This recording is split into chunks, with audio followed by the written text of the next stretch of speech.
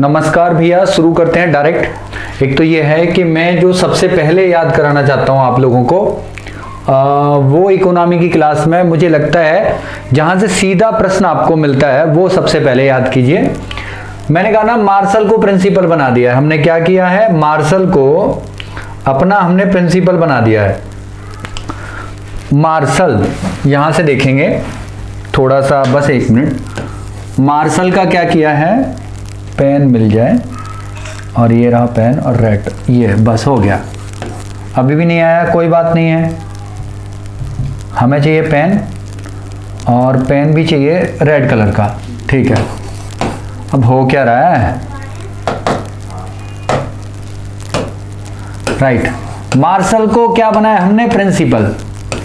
Martial को क्या कर दिया है, प्रिंसिपल। किताब का नाम है principle of economics. Principle of economics बहुत इंपॉर्टेंट किताब है, कई बार आ गई है। ऑफ इकोनॉमिक्स किसने लिखी है, अल्फ्रेड मार्शल ने। तीनों किताबें जो बताने जा रहा हूं बहुत इंपॉर्टेंट है, नोट कर लीजिए आपकी ने। देखिए, मेरा तो नेचर ही खराब है, मेरा नाम रवि है, आप लोगों को पता है। नेचर बड़ा खराब है या नेचर अच्छा है, ऐसे करके याद रख लीजिए आप। तो रवि का नेचर अच्छा है या रवि का नेचर खराब है, आप कुछ भी रख सकते हैं। तो किताब जो दूसरी इंपॉर्टेंट है मैच मेकिंग में, और सीधे सीधे nature and significance. Nature and significance of economic sciences. Significance of economic sciences. ये रवि से क्या, रवि का नेचर रॉबिन्सन इकोनॉमिक साइंसेज।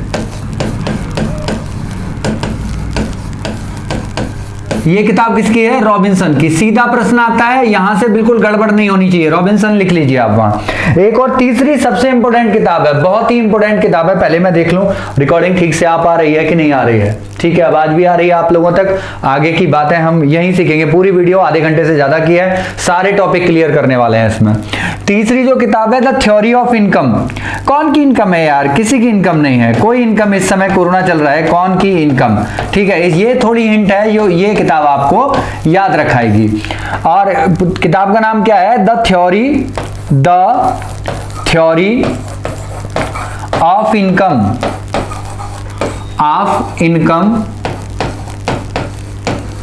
ये यहां नहीं बनेगा, कोई बात नहीं। The theory of income, employment and interest. ये इंपॉर्टेंट किताब है, तीनों नोट कर लीजिए। इकोनॉमी की पहली क्लास है। एंड इंटरेस्ट, मुझे लगा सबसे पहले यही बताना आपको जरूरी है। इंटरेस्ट क्या है, कौन की इनकम। यहां एक चीज और सिखा दूंगा मैं आपको। कीन्स जो थे उन्होंने 1929, कौन, मैंने कहा कौन का मतलब कीन्स जो थे 1929 में जब महामंदी आई थी तो इन्होंने पंप प्राइमिंग की थ्योरी और दी थी।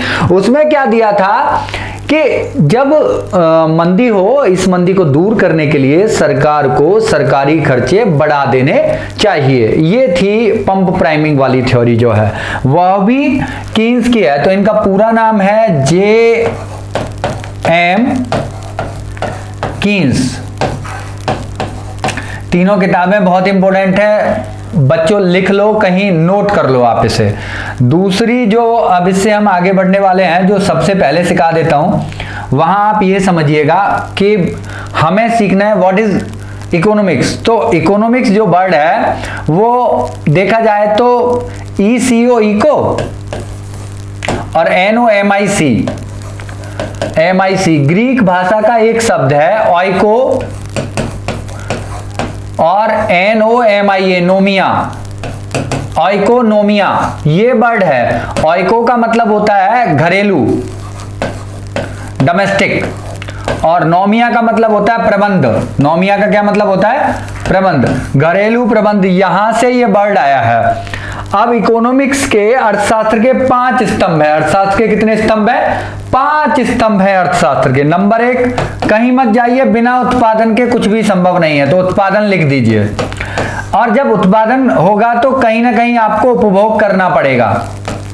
यूज उपभोग, दो चीजें। अर्थशास्त्र के केवल 5 आधार माने जाते हैं, उन पांचों को आपको नोट करना पड़ेगा। यहां प्रश्न ऐसे बनता है, निम्न में से कौन अर्थशास्त्र का आधार नहीं है, यहां ऐसे प्रश्न बनता है। तो तीसरा लिखना है आपको वितरण, डिस्ट्रीब्यूशन नहीं होगा तो बात नहीं बनेगी। चौथा है लोकवित्त और पांचवा है विनिमय। लोकवित्त और पांचवा क्या है, विनिमय। विनिमय मतलब एक्सचेंज। इसकी अगर थ्योरी जानना चाहो तो कम जरूरी या कम आवश्यक वस्तु से मैं अधिक आवश्यक वस्तु बदल लूं, यही विनिमय है। तो पहला टॉपिक क्लियर होता है, 2 टॉपिक क्लियर हो गए। तीसरे टॉपिक की ओर बढ़ते हैं। ये पूरी स्लाइड हम बनाएंगे इसकी। इसमें क्या है कि किसके मुताबिक क्या परिभाषा थी। मार्शल को हमने प्रिंसिपल वाली किताब दे दी है ना, और प्रिंसिपल ही ये कहते हैं कि प्रिंसिपल का व्यवहार भी आप माले में डंडा लेके रहते हैं, हमेशा डंडा लेके प्रिंसिपल बैठा रहता है। तो ये कह रहे हैं मार्शल साहब कि अर्थशास्त्र जो है मनुष्य के व्यवहार का अध्ययन है। अर्थशास्त्र, इनका व्यवहार प्रिंसिपल का जबरदस्त है। अर्थशास्त्र मनुष्य के व्यवहार का अध्ययन है, डंडा लेके मनुष्य के व्यवहार का अध्ययन है।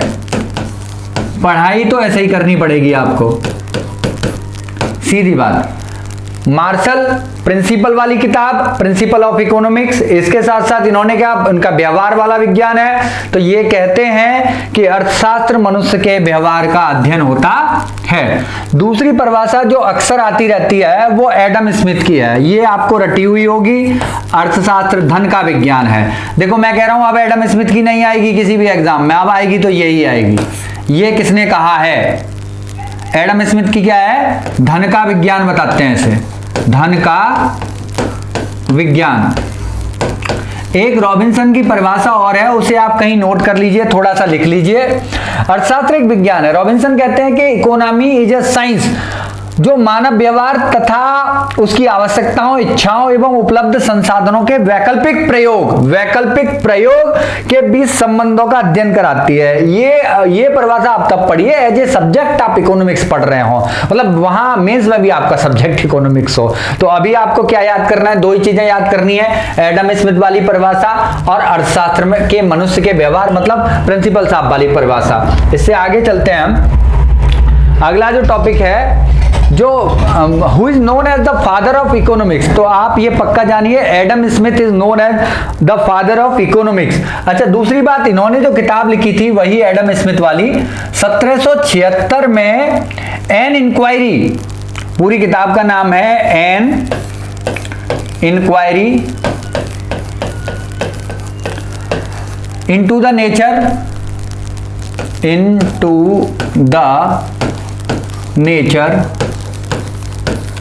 of the wealth of nations,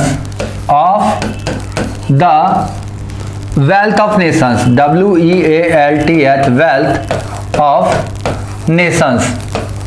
ये भी किताब बहुत इंपोर्टेंट है, किताब इंपोर्टेंट है, 1776 में लिखी है। यहीं से 1776 से शास्त्रीय या ये कहिए कि क्लासिकल इकोनॉमी का जन्म माना जाता है। शास्त्रीय अर्थशास्त्र का जन्म माना जाता है। कब से, जब से ये किताब लिखी गई है 1776 से। और who is known as the father of economy, सीधा फैक्चुअल बेस्ड बात कर रहे हैं हम इसमें, तो Adam Smith is known as father of economy.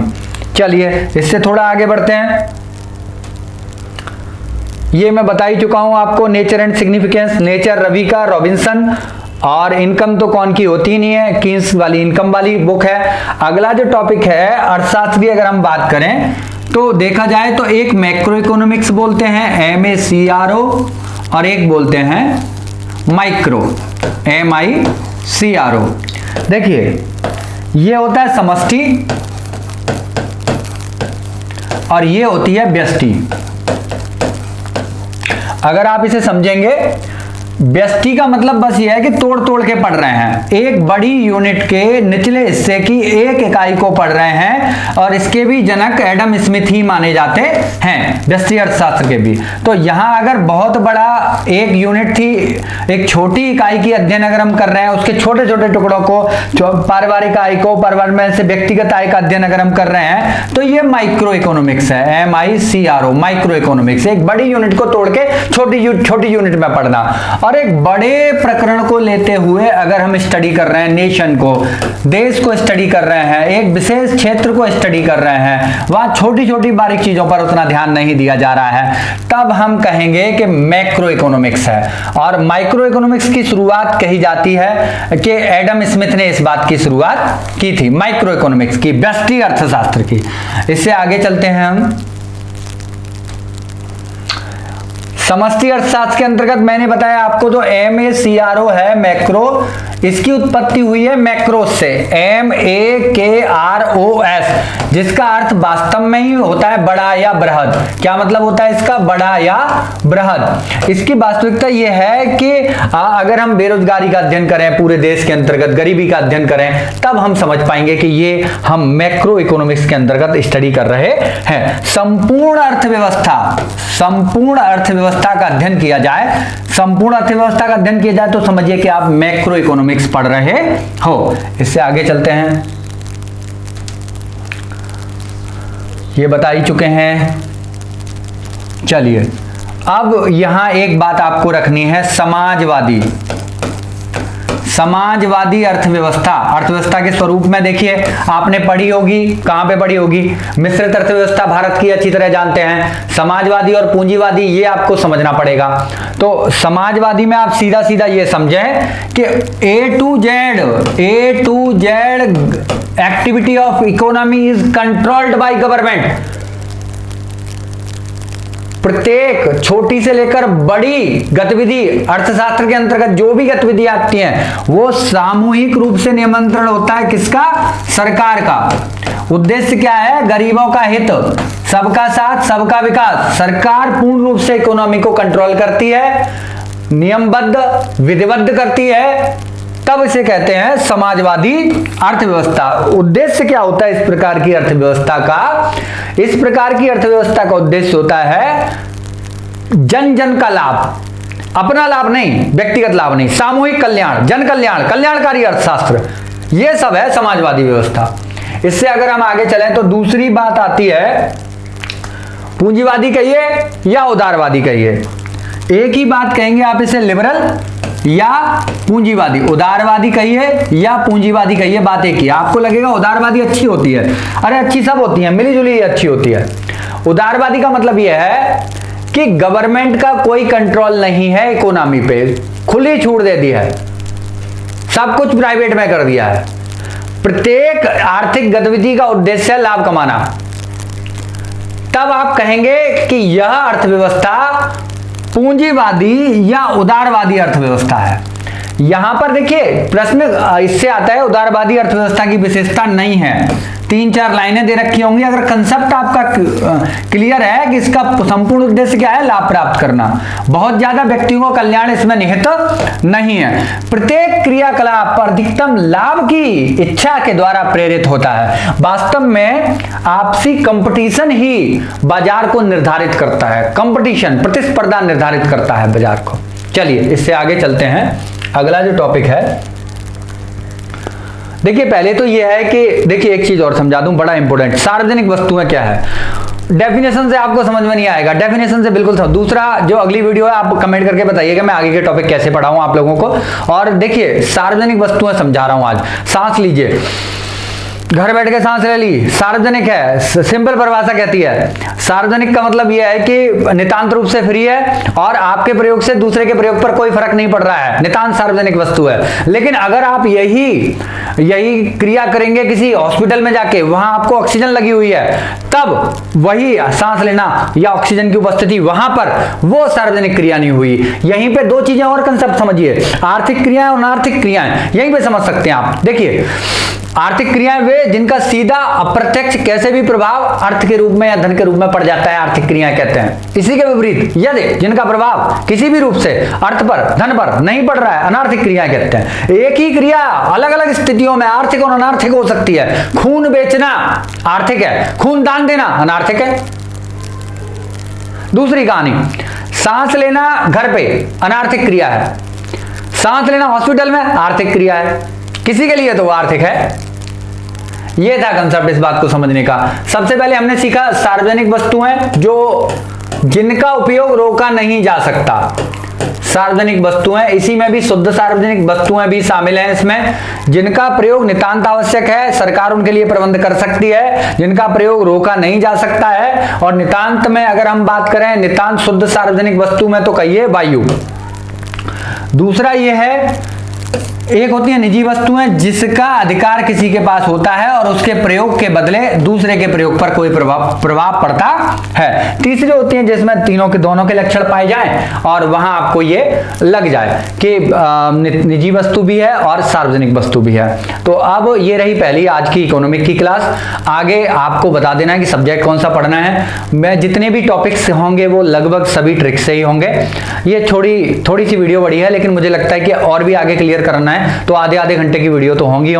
बीच में जहां भी ट्रिक आएगी, मैंने कहा मार्शल को प्रिंसिपल बना दो, और हमारे प्रिंसिपल का व्यवहार का अध्ययन वाली परिभाषा मार्शल की है, और किताब भी प्रिंसिपल वाली किताब भी मार्शल की है। ऐसे ही कौन की इनकम नहीं होती और कौन की पंप है, जो पंप हवा भरने वाली होती है। अगर वो दोनों तैयार हो गए तो दोनों डेफिनेशन आपकी वो भी तैयार है, किताब भी तैयार रहेंगी इसी तरीके से। चलिए, चैनल आप सब्सक्राइब कीजिएगा। एक बात और भी है, किसी का कोई प्रश्न हो तो आप नीचे लिख दीजिएगा, मैं बताता रहूंगा। और टेलीग्राम चैनल का लिंक मैं दे ही रहा हूं डिस्क्रिप्शन में, आप उसे ज्वाइन कर लीजिए। Have a nice day, bye.